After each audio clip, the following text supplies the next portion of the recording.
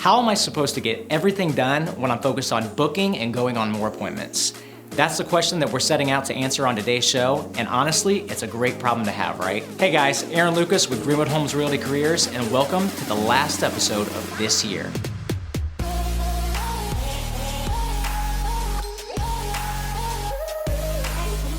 Now, I shouldn't need to say this, but I'm going to anyway, and it's one of the biggest business truths that there are, and that's if it's not in your calendar, it doesn't exist. And that's why time management is so crucial. Okay, now let's move on to the 4 tips. Number 1, your morning routine, but it's the business version. And before you think you know where I'm going, wait a minute. I've talked at length in other episodes about morning routines, but that's actually before you get to work. Things like exercise, meditation, taking care of yourself, things that aren't necessarily work-related, but jumpstart your day. What I'm talking about here is your business routine, your business morning routine. And that's gonna be, as soon as we get in the office, what are the things that we're doing day in and day out? And there's a couple things I wanna share with you. So the first one is gonna be getting to the MLS and being the knowledge broker. So, looking at what's sold, what hasn't sold, what price points are hot, what price points are not, what new actives are there, what new solds are there. Intimately knowing what's going on in your market so that when a prospective buyer or seller talks to you and asks you about the market, you can speak intelligently about that. The next thing is gonna be mapping out your day. So when you go and you're getting ready to make your calls for the morning, you've got your sessions ready to go, your phone's ready, are you calling expireds today? Are you calling your sphere of influence? Are you calling for sale by owners? Are you calling past clients? Who exactly are you gonna call today to make sure that you can hit the goals that you're gonna go for? And speaking of that, what are the goals you're going for? What are the outcomes or the objectives that you want? Is it one appointment? Is it a listing? Is it a buyer? Is that, I wanna have 7 conversations? And it doesn't matter what it is, just know what is it that you do want and then make that happen.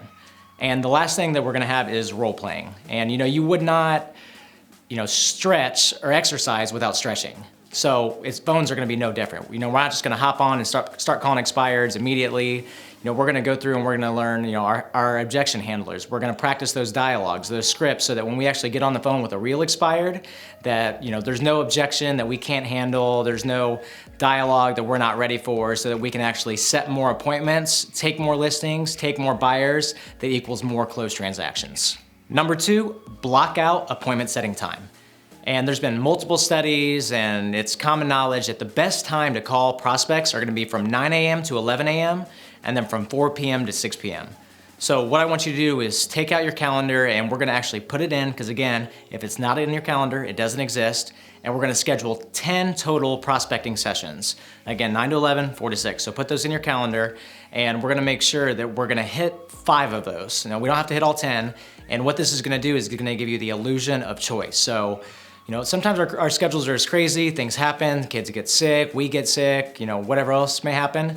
But, if we hit 5 of these total 10 and we have the freedom to say, oh, I can't do Monday afternoon, but I could do Tuesday afternoon or Thursday morning, 5 hours of prospecting will do absolute wonders for your business. So put these in your calendar, 9 to 11, 4 to 6, on a repeating weekly event that occurs over and over and over and over again until you decide you don't want to be in real estate anymore, and then this will guarantee that you're gonna get the success that you desire.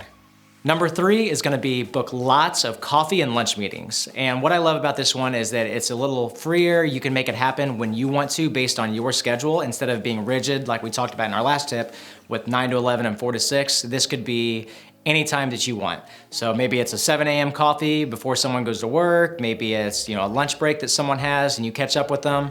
But these are great opportunities to catch up with either past clients, sphere of influence, to build rapport with these people and show them that you authentically care, but also, get business opportunities for possible referrals in the future. Number 4 is gonna be to determine the best time for you to actually go on those appointments. And I know we talked about, scheduling other, prospecting activities or coffee breaks or coffee meetings, lunch meetings, whatever it is. We wanna do the same thing with our appointment setting time. So is that 1 o'clock, 3 o'clock, 5 o'clock, 4 o'clock, 6 o'clock, whatever your time is, and then your certain days. And I actually want you to plug those times into your calendar. Then when you're talking to a potential prospect, let's say it's, a listing appointment, and you say, well, I have Tuesday at 4 or 6 available. And they say, well, I can't do that. And then you say, okay, well, I can do Thursday at 4 or 6. and they say, well, I can't do that. They're eventually gonna get the pattern that you have 4 o'clock or you have 6 o'clock. And by doing this, you're not playing the desperate game of, oh, I'll take any time you have, I just wanna make the listing happen. And that's when we get in that frantic mode of, well, I don't have enough time in the day, and how am I gonna do this, and when am I gonna fit in my prospecting? And by creating that appointment setting time consistency, it's gonna make sure that you are in control of your calendar rather than your calendar being in control of you. So I hope you guys got some value out of these 4 time management tips today. And if you're just tuning in, make sure to go back and watch all the videos from 2019. There's plenty of business building tips, time management tips, self-discipline tips to help get your business off to the right start in 2020. The goal of real estate is to get people to know you, like you, and trust you. And if you're not committed, you're interested. See you guys next year.